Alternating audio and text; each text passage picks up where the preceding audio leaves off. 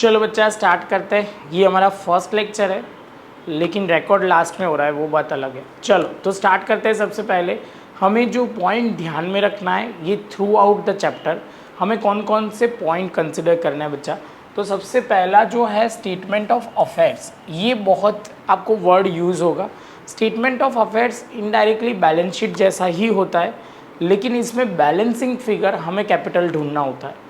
Statement of affairs जो है, हम जो मेथड फॉलो कर रहे हैं वो कैपिटल कंपैरिजन मेथड फॉलो कर रहे हैं। ओपनिंग कैपिटल क्लोजिंग कैपिटल को कंपेयर करते हैं और उसके बाद प्रॉफिट हम ढूंढते हैं। तो यही चीज़ है, खाली एक बार पढ़ लेते हैं तो आपको थोड़ा आइडिया है। और उसका स्पेसिमेन दिखा देता हूँ। This statement is like a balance sheet. On left hand side is a liability and payable are shown and the asset and receivable are shown in the right hand side. आगे बोलते हैं after having the deduction of all debt excluding capital from the total asset the balancing amount or difference is known as a capital amount. Asset side the aside difference is known as a capital. आगे चलते हैं। By showing the opening balance asset receivable and liability in the opening statement of affairs arise difference is known as a opening capital. Opening balance से आप जो भी ढूंढते हो उसको बोलते हैं ओपनिंग कैपिटल ढूंढते हैं, और क्लोजिंग कैपिटल से आप जो भी डिफरेंस ढूंढते हो कैपिटल का उसको क्लोजिंग कैपिटल बोलते हैं, वो लिखा है। Similarly showing the closing balance of the asset receivable and liability in the closing statement of affairs arise difference is known as a closing capital। तो बहुत सिंपल बात है, एक स्टेटमेंट दिखा दूँ तो वो ज़्यादा क्लियर हो जाएगा। तो बच्चा देखो, ये स्टेटमेंट ऑफ अफेयर्स है जिसमें असेट हम जैसे बैलेंस शीट में बनाते हैं वैसे अमाउंट एंड लायबिलिटी। असेट में जो भी हमारी असेट होगी वो सारी हम कंसिडर करेंगे। और यहाँ ध्यान रखना, एडिशनल कैपिटल जो होता है ना, एडिशनल कैपिटल कुछ भी आप लेके आते हो, एक बहुत इंपॉर्टेंट पॉइंट ये आपको बहुत ध्यान रखना है। यहाँ एक दो सम में वो पॉइंट आएगा। एडिशनल कैपिटल आप बिजनेस में कुछ भी जैसे फर्नीचर लेके आए और फर्नीचर ऑलरेडी बैलेंस में होना चाहिए, नहीं दिया होता तो आपको अलग से उसको लिखना पड़ेगा। अब बच्चा नहीं समझ पा रहा, ये को रिलेट नहीं कर रहा, तो आगे से हम आएंगे, ध्यान से समझना ये पॉइंट जो मैं बोल रहा हूँ वो। लैंड एंड बिल्डिंग मशीनरी और ये सब कुछ लिखेंगे। यहाँ पे लायबिलिटी साइड बैंक लोन है, मोर्गेज लोन है, creditor, bills payable, overdraft, outstanding expense, income receive in advance.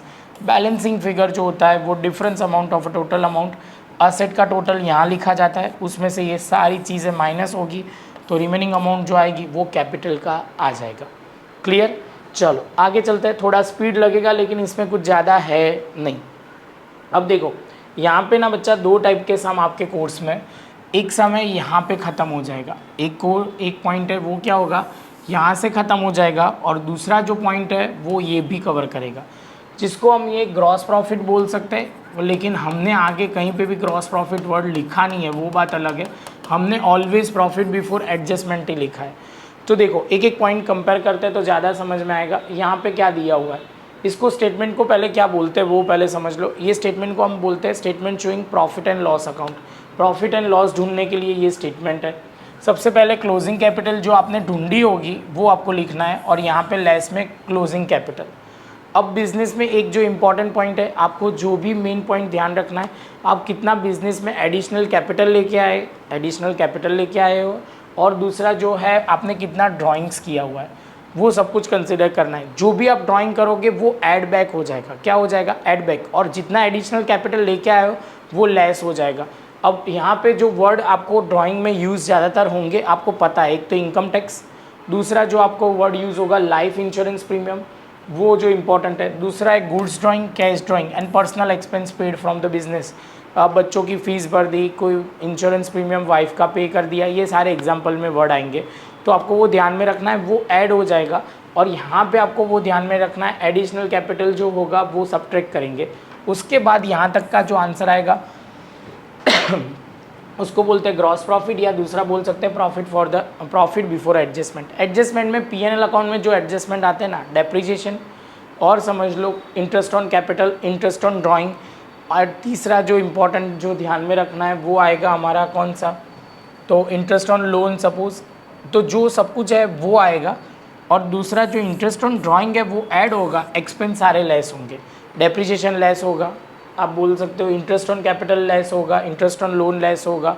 Loan हमारे सब में कहीं पे भी बहुत नहीं है, लेकिन इंटरेस्ट ऑन कैपिटल आ सकता है, डेप्रिसिएशन आएगा और बैड डेब्ट्स आएगा। तो ये पॉइंट आपको ध्यान में रखना है। यहाँ वर्ड लिखेंगे नेट प्रॉफिट या लॉस। और लास्ट में जो ध्यान में रखना है, हमें बेड डेप्स कैसे ढूंढना होता है। तो बेड डेप्स जो हमें ढूंढना है, बेड डेप रिजर्व ढूंढना है, बहुत सिंपल है। डेटर्स लिखना है, क्लोजिंग कैपिटल और वो करके bad debts, bad debt reserve, discount reserve and net balance जो ढूंढते हैं वैसे ही। एकदम सिंपल है बच्चा, इसमें कुछ ज़्यादा करना है नहीं। सिंपली स्टेप बाय स्टेप आप करते जाओगे तो एकदम क्लियर हो जाएगा। तो बच्चा बस ये ध्यान से थोड़ा देख लो तो क्लियर हो जाएगा। ये फॉर्मेट है खाली जस्ट नॉलेज। अब इसके बाद आप वीडियो देखते हो तो आपको समझने में थोड़ा इजी रहेगा। मिलते हैं बच्चा नेक्स्ट लेक्चर में नए सम के साथ।